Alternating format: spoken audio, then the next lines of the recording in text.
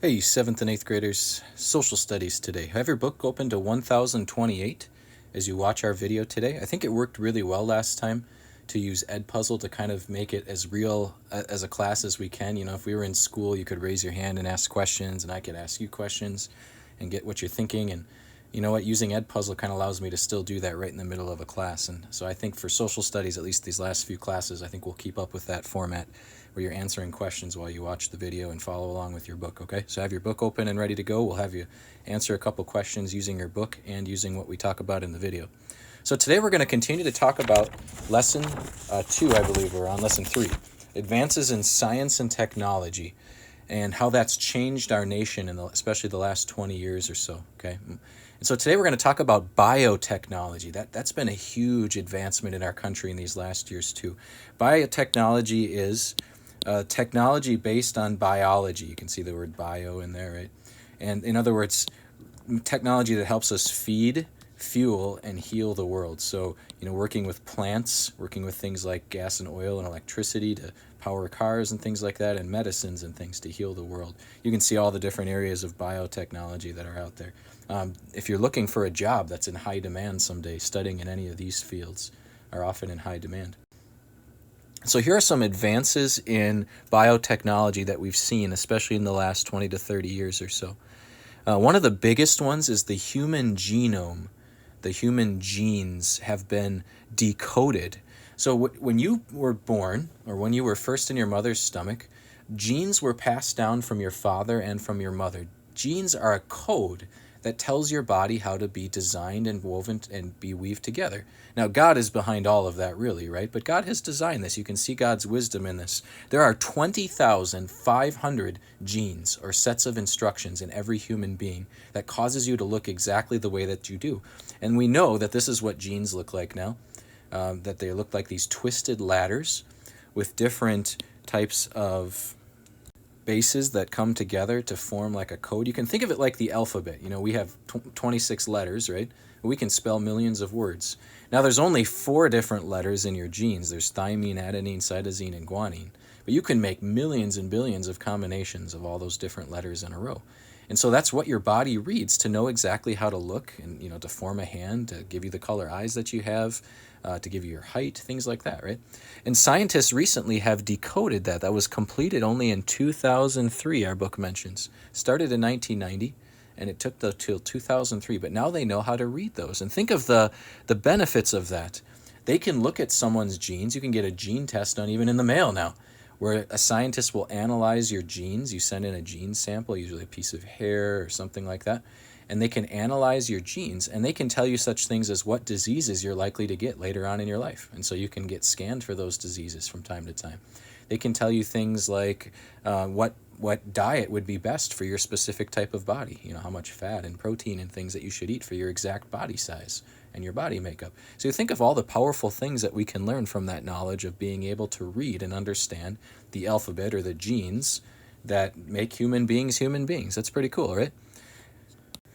Another thing that's helped with that is biotechnology also helps us to make drugs to treat diseases. There's better drugs out now that treat things like cancer and other diseases that have killed a lot of people in the past. Vaccines, shots that you get at the doctor are much safer now, and there are more available to keep you from ever getting really bad diseases that used to really hurt people in the past, like polio would be one example.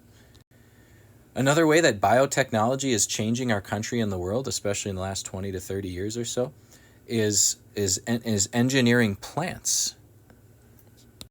Scientists have learned to do selective breeding and engineering of plants' genes to change them.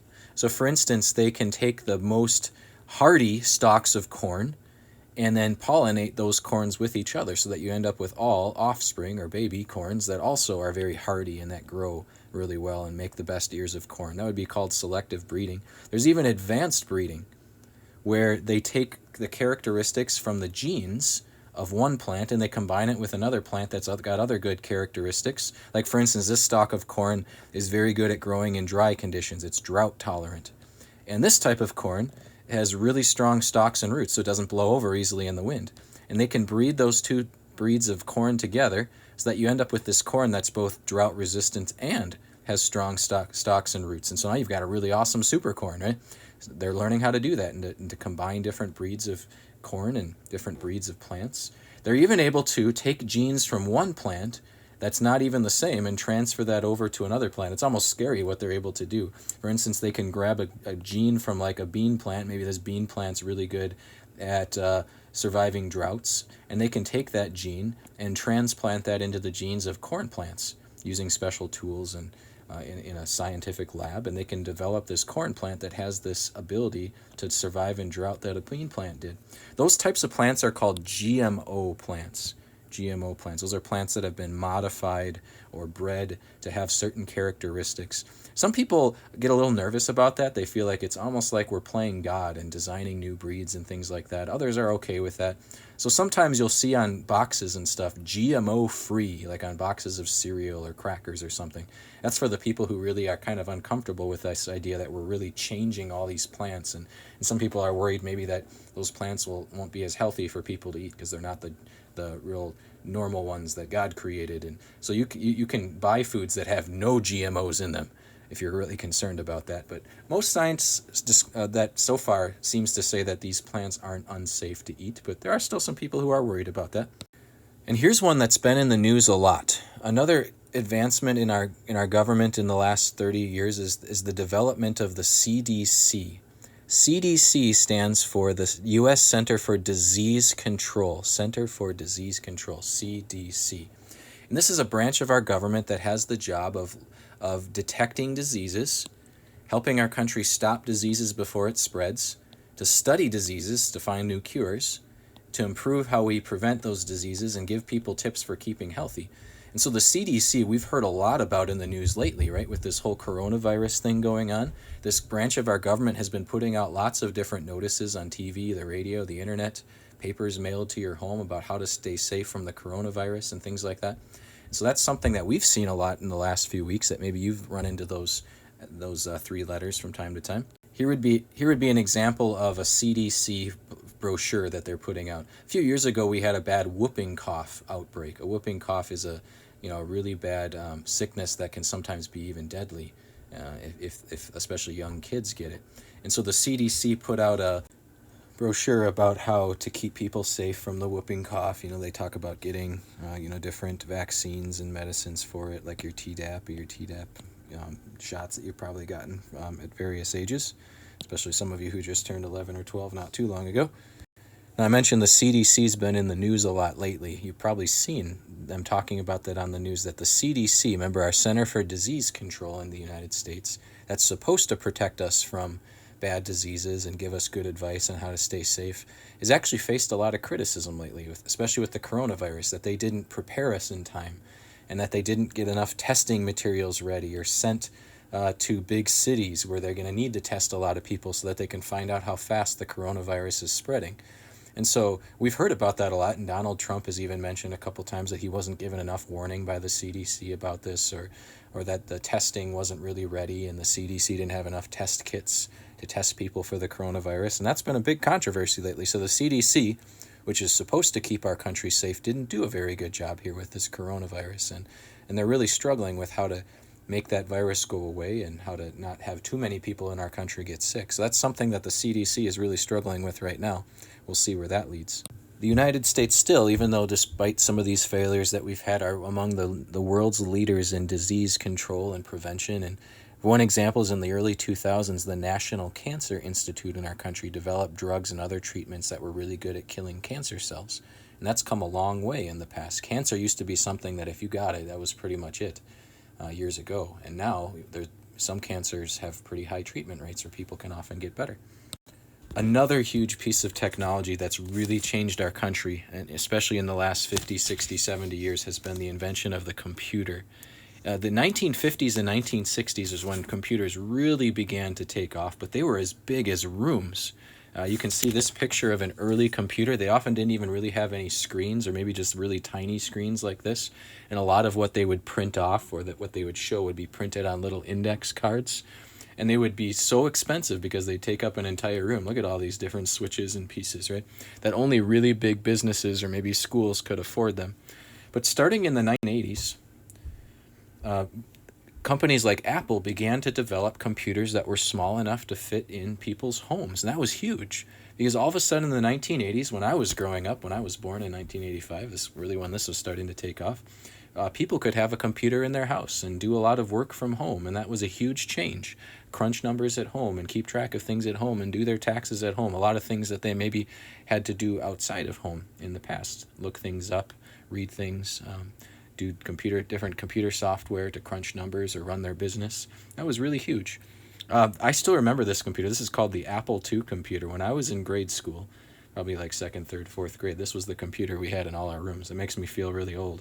And think of how far computers have come. Now we've got computers that fit in our pocket like smartphones, right? That are small enough to go in your pocket, and yet these smartphones, like these Apple iPhones, are thousands of times more powerful than those old computers that used to take up a whole room. It's really amazing how fast technology has improved in the last 50, 60 years. And along with those pieces of technology came the internet.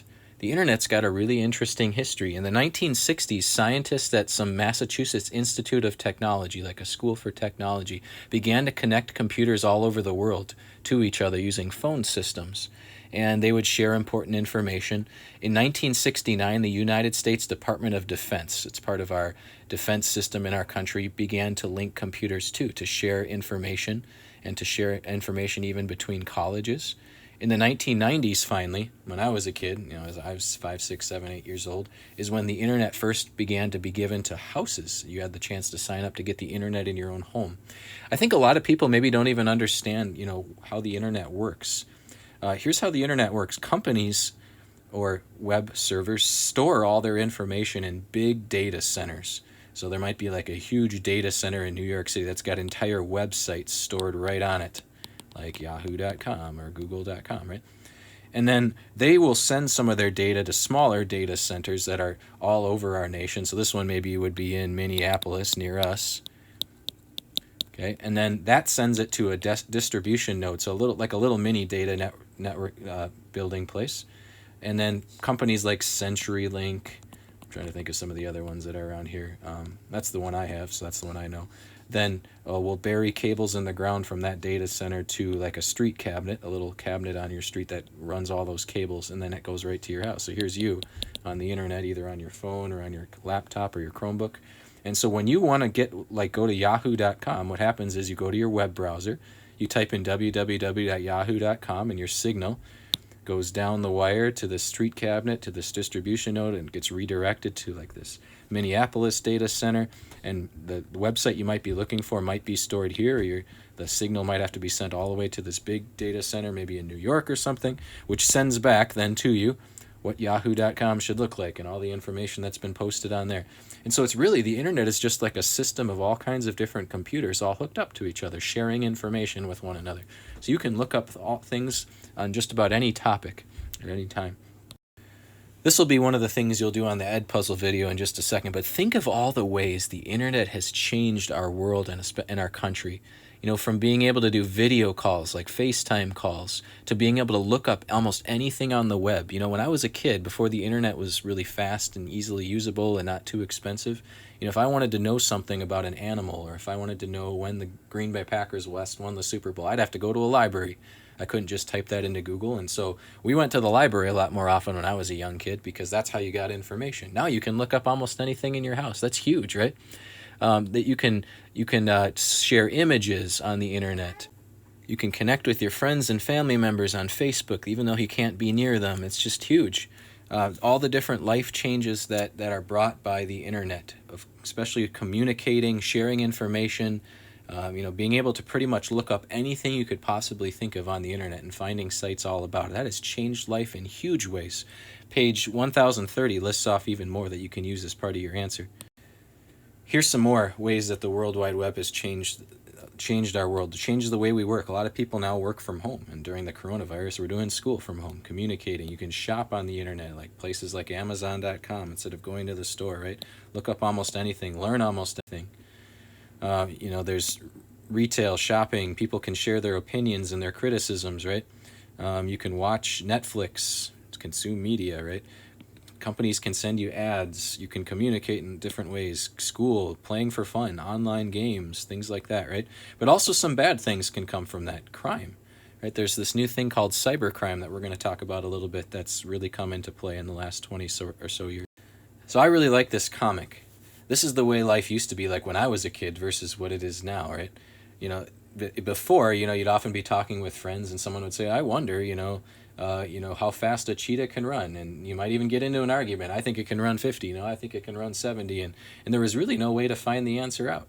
Whereas now, I know this is a funny thing that he's Googling here, but you can Google almost anything at any moment, at any time, just by pulling a computer out of your pocket, and you can find out within 10 seconds how fast a cheetah runs. And so conversations like this, saying, if only we could look this up right now, or if only the library was open for us to go and get a book about that, just don't happen anymore. You guys are really blessed that in your pocket is a device that can look up just about anything at any time. Just think of how much power and information that gives you, chances to learn and chances to answer things you're wondering about that people only 40, 50 years ago had no chance to do. The invention of the smartphone, that was the early 2000s. So about 20 or so years ago when the smartphone, touch phones first came out. Phones have come a long way. The first cell phones were these big, awkward things that were really difficult to carry around. Some of them only worked in your cars. That was like, the 1970s, 1980s. And then slowly, as the years went by, the 1990s, phones got smaller and smaller until finally, in about the year 2000, we started to get small touchscreen phones that could fit into your pocket. I still remember in high school owning phones that looked like this, and phones that looked like this. My first touchscreen phone didn't come till I was out of college. Here's a picture just of how much cell phones have changed, right? Some of the early ones. I'm trying to think if I owned any of these. I had one that looked almost identical to this. I owned the first Apple phone at one point. And so it's kind of fun to look back at how phones have changed until now, these really big things now that you can buy. And this isn't even the latest one. So that's come a long way. And with smartphones, our book talks about applications, these little tiny programs that you can download on phones. That's a kind of a new thing too, just in the last 20 years or so, that can do all kinds of neat things from that little computer in your pocket. So technology and advances in technology are good, but there are some concerns or downsides. The bottom of page 1031 talks a lot about this. A lot of those cell phones that you have, you only use for a couple years, right? And then you trade it in and you get a new one. Well, those phones don't just disappear. They got to go somewhere. And often people just throw them in the garbage. Hundreds of thousands of these devices are thrown away every year, and they end up in landfills. And a lot of them are made using toxic chemicals in certain parts of them. A lot of them are just shipped to different countries around the world and put in big piles for poorer people to sift through and pull out the important pieces that are sometimes then recycled and exchanged for money. And so there are mountains of old cell phones and electronics sitting in various countries, and in our country too, in landfills and technology dumps that are just sitting there polluting the earth and filling up our earth with garbage. You can find mountains of old TVs and computer screens and computer hard drives, and printers and copiers at various landfills just sitting there, made of things like plastic and metals that probably will never disintegrate. Just waiting for someone to pull them apart, but that's a huge job, that's expensive. And so e-waste, that's called, as a fancy name for it, is a problem that our world's going to have to deal with because technology moves so fast. You buy a computer or a cell phone or a Chromebook within 5 years, it's almost too slow to keep using, right? Because technology moves so fast that you have to purchase a new one every once in a while, or it can't run the latest programs or things like that, right? And so we're going to have to solve that in our world and in our country. What do we do with all this waste? When technology upgrades and you get rid of the old stuff, what do we do with it? What's a good way to deal with it that doesn't cost too much money and that doesn't pollute our earth?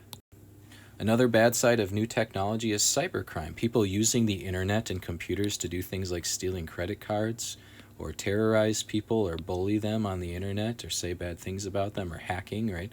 Breaking into websites and stealing information or stealing your identity, or jumping on your home network and trying to steal information, right?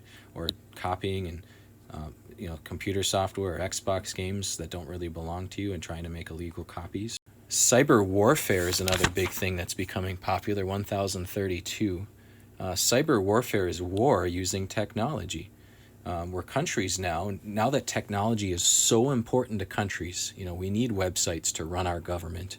We even have like our traffic lights hooked up to computers to help control them in smart ways, so that at rush hour times they have green lights more often and things like that, right?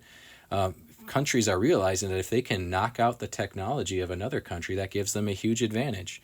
Many of our power plants are hooked up to computers and are run by computer systems. Imagine if another country could come in and destroy or hack into all the computers that run power plants in some of our big cities and knock out the power to all our biggest cities. Imagine the damage that would do to our country. And so there's this thing called cyber warfare, where other countries try to destroy the technology or hack into the websites of the different governments around the world to try to steal secrets and things like that. Now, that actually has happened many times in recent history. Here's just a few. In 1998, the United States even goes and does this kind of warfare. We hacked into Serbian air defense systems and tried to wreck them because we were in conflict with them. In 2007, a botnet in Estonia, that's a little country in Europe, brought down government, businesses, media websites, and the whole country lost access to the internet and businesses couldn't sell online. Russia is believed to have carried out that attack. And in 2007, only 13 years ago, tons and tons of information was stolen from our military. Some online information that we had about some of our military vehicles and planes, some top secret stuff.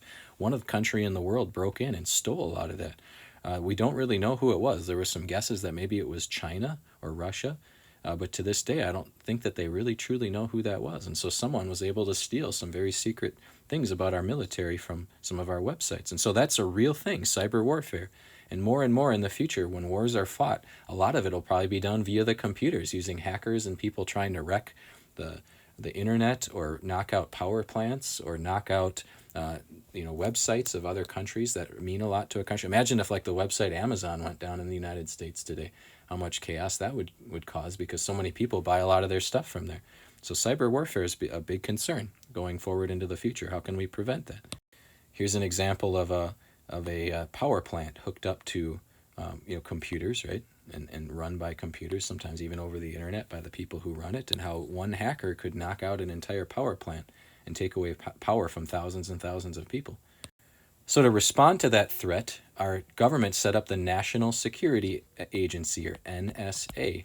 And it was this group's job to prevent cyber attacks, to prevent, and guard and defend against cyber warfare, and to use the internet to the advantage of our country and technology for the advantage of our country over other countries. In order to do that, the NSA, the National Security Agency, collects lots of information from various internet companies and from people. And so over the years, since the NSA was formed in the early 2000s, they've demanded that countries like Yahoo, Microsoft, Facebook, Google, YouTube, companies like Apple, they demanded that these companies hand over their information that they have about their customers. Now, the reason they asked to hand them over was they claimed that they were using it to track down terrorists, right? For instance, if terrorists are using Google Gmail email to send messages about how to attack various places in the world, the government obviously would be interested in that. So they asked and demanded that these countries turn over information to them. And so what are some of the things that they collect from these various companies? Emails, chats, videos, photos, stored data, files that you're sharing, video conferencing times. That the government has access to all of those things through all of these companies. And that makes a lot of people very nervous, because certainly they can use that to help track down terrorists or bad people who are communicating or sharing bad photos or video or chatting over the internet that plans to hurt our country or to do cyber attacks against our country. But the problem is the government then has the chance to look up information on just about anybody, and that makes some people nervous. They're worried about privacy. That's a big concern in our country right now, is making sure that human beings and people living in our country still have privacy, that not all their stuff can get accessed. And so that's gotten our government into a little bit of trouble. Remember, President Bush was the president when the 9/11 attacks happened, and he wanted to track down terrorists. So he did something that was probably controversial and maybe even wrong. He let the U.S. spies, people from the NSA, spy on callers without a court document, without a warrant to do that. Normally, if I want to go spy on someone, if I work for the government or the FBI, I have to go to a court and give them all the evidence that shows that this person's probably guilty. and then the court will give me a warrant that I can go and spy on someone or look for information. I'm allowed to legally do that. Normally, that's the way it used to work. But now, starting with President Bush, because he wanted to track down terrorists, and starting with the beginning of this NSA, this National Security Agency, now our government has the ability to go spy on people or look at their emails or read their chats or download information from their computers without a court order. And that some people are very nervous about that. Here is one guy maybe that you've heard of. I know this was probably when you were a lot, 7 years younger, so maybe not as familiar with. But in 2013, a man who worked for the NSA named Edward Snowden became a whistleblower. Now that sounds kind of funny, but the term whistleblower means someone who realizes something is wrong or that a company is cheating or that there's fraud or something bad happening and refuses to keep it a secret. They speak out, even if it's the company that they work for, to say this needs to get fixed. And so he did that. He said the NSA, he felt, had way too much power. He said that the NSA had the ability to read just about anything on any American at any time. Everybody's emails, their chats, their Facebook posts that were supposed to be private, that the United States government had access to all this data on just about anyone they possibly wanted to look up. And he felt that that was wrong, that they really should have warrants from a court to be able to look at any of that stuff. But our government was collecting all that data. He thought that was wrong. He thought that broke our Constitution about the right to liberty and freedom and privacy. And so he spoke out. And he actually had to flee because when he spoke out, our government accused him of hurting our own country. Because if he shares that our government is doing this, that tips off the terrorists so that they know not to use like Gmail or something to communicate. And so they thought, our government actually was very angry at this man for revealing those secrets. And so he actually had to flee to another country. But many people actually look at him as a hero, saying our government shouldn't have that much power to look at all those private things from any citizen in our country. That's too much power, and that takes away people's privacy. You can probably kind of see both sides of the argument, right? Our government saying we need to have access to that data, anybody's chats or emails and phone calls, so that we can catch terrorists. But you can see the other side too, that many Americans say, whoa, that's way too much power for our government to have, and that really hurts our privacy. You can see both sides of that argument, I think. So he's famous for a couple of quotes. Here's one. He said, I don't want to live in a world where everything that I say, everything that I do, everyone I talk to, every expression of creativity or love or friendship is recorded. He says, what kind of world would that be if the government can look up at any of that stuff at any time, right? It kind of makes me nervous to hear that quote. He also said this, even if you're not doing anything wrong, you're being watched and recorded. He realized even ordinary Americans are having all their data stored by the government, right? And the storage capability of these systems increases every year consistently by orders of magnitude. They can use this system to go back and scrutinize every decision you've ever made, every friend you've ever discussed something with, and attack you on that basis to derive suspicion from innocent life and to paint anyone in the context of a wrongdoer. So he says, even if you don't think you're doing anything illegal, it's kind of scary that the government has every chat, every email, every picture you've ever stored on or shared on the internet or chatted about on FaceTime. The government can potentially have access to any of that, and someday could use that for a bad reason or to make you look guilty of doing something even though you aren't. So that's kind of scary, he said. And I like this quote too. He said, arguing that you don't care about privacy because you have nothing to hide is no different than saying you don't care about free speech because you have nothing to say. So he's saying to all those people who say, who cares? I don't really have anything to hide. I'm not a criminal. He's saying, watch out, because even someone who's not doing something wrong can have this come back and haunt them. Here's some examples of that.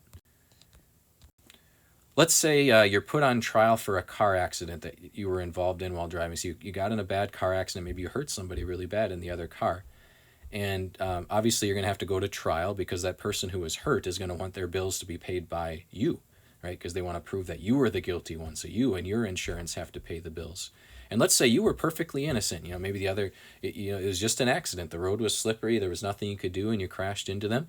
But let's say because the government is able to, collect data on you, that 10 years ago you were texting when you were driving, when you were 17. You were kind of young and foolish. And you know you shouldn't do that, but as a 17-year-old, sometimes they do things they shouldn't do, and you texted while you were driving. Now, in this situation that just happened, you weren't texting at all. It was just an accident. Your car slipped on ice. You hit somebody else. But if that data exists, someone could potentially dig it up and find out, hey, when this person was 17 10 years ago, they were caught texting while they were driving. And here's the very texts. Hey, look, here's the very things he said to his friend while he was driving in his car. Therefore, he's a reckless driver, and he should be accountable for this accident. So notice, you weren't, okay, texting while you're driving is technically not okay, but it's not like you were committing a horrible crime. And maybe you thought at the time, who cares if people have access to my text messages? But look, it came back to haunt you 10 years later, right? Little did you know. Here would be another example where some things like that have come back to haunt people. You discover something that the president, police, or government is secretly doing illegally, such as only hiring people of one skin tone or hiring people who illegally pay for government positions. So let's say you work for the government, you realize, whoa, the president's doing some illegal things, or a police officer's doing illegal things. So you tell them that you're going to give out that information. But the government says, you know what, you tell anybody about this, then we're going to tell your wife about a lady you worked with 5 years ago that you emailed many times. And they're going to misuse quotes from those emails to make it sound like you weren't being fully faithful to your spouse if you share the harmful evidence against them. So in other words, like let's say the president's doing something wrong and you catch him and you're going to report it and you tell the president that I'm going to let the public know that you're doing this illegal thing.